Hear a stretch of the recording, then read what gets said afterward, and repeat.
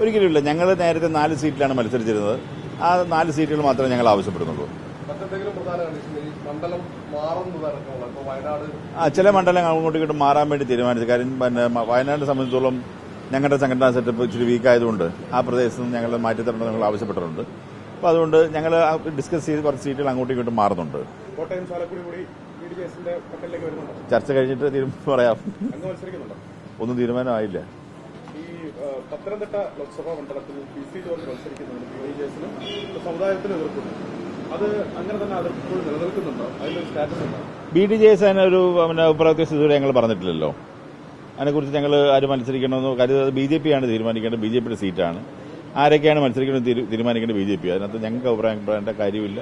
ഞങ്ങളുടെ സീറ്റുകൾ ആര് മത്സരിക്കും എന്നുള്ളത് BJPക്ക് ചോദിക്കാൻ അവകാശം അവർക്കും ഇല്ലല്ലോ. അങ്ങനെയാണല്ലോ എൻ്റെ ഒരു പ്രവർത്തനം എന്ന് പറഞ്ഞാൽ. അപ്പം അതുകൊണ്ട് അവരാര് തീരുമാനിച്ചാലും ഞങ്ങൾ സപ്പോർട്ട് ചെയ്യും എന്ന് മാത്രമേ ഉള്ളൂ.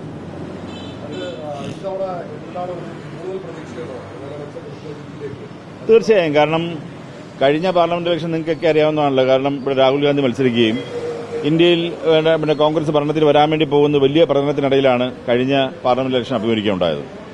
ഇന്ന് നമുക്കറിയാം ഇന്ത്യയിൽ 400 സീറ്റിന് മുകളിൽ കിട്ടുമോ എത്ര കിട്ടുമെന്ന് മാത്രമാണ് ചർച്ചയുള്ളത്.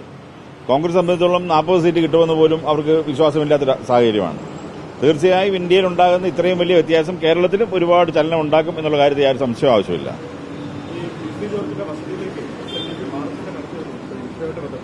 അത് SNDP യോഗത്തിനെതിരെ വർത്താനം പറഞ്ഞു കഴിഞ്ഞപ്പോൾ ആ സമയത്ത് നടത്തിയിട്ടുണ്ട്. അത് ആ കാലഘട്ടത്തിൽ ഞങ്ങൾക്ക് പറയാനുള്ളത് അങ്ങോട്ട് പറയുകയും ചെയ്തിട്ടുണ്ട്. അത് SNDP യോഗ വിഷയമാണുള്ളത്. ഇത് പൊളിറ്റിക്സുമായിട്ട് മിക്സ് ചെയ്യേണ്ട ആവശ്യമില്ല.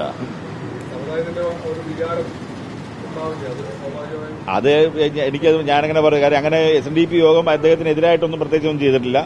അങ്ങനെ പ്രത്യേകിച്ച് പ്രസ്ഥാനങ്ങളും ചില കാര്യങ്ങൾ ജനറൽ സെക്രട്ടറി അഭിപ്രായം പറഞ്ഞു എന്നുള്ളതല്ല. അതിനകത്ത് ഒരു രാഷ്ട്രീയമായിട്ടുള്ള അദ്ദേഹത്തിനെതിരെ നിലപാടൊന്നും ആരും എടുത്തിട്ടില്ല. അല്ല, അദ്ദേഹം രാഷ്ട്രീയ അദ്ദേഹത്തിന് അഭിപ്രായം പറഞ്ഞു. അല്ലാതെ അവിടെ പോയിട്ട് അദ്ദേഹത്തെ സപ്പോർട്ട് ചെയ്യുമെന്നോ ഉപദ്രവിക്കുമെന്നോ അദ്ദേഹം പറഞ്ഞിട്ടില്ല.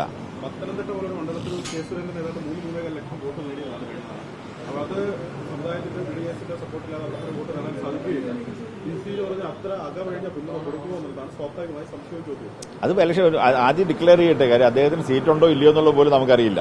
അറിയാത്തൊരു കാര്യത്തെക്കുറിച്ച് ഇപ്പോൾ ചർച്ച ചെയ്യേണ്ട കാര്യമില്ലല്ലോ.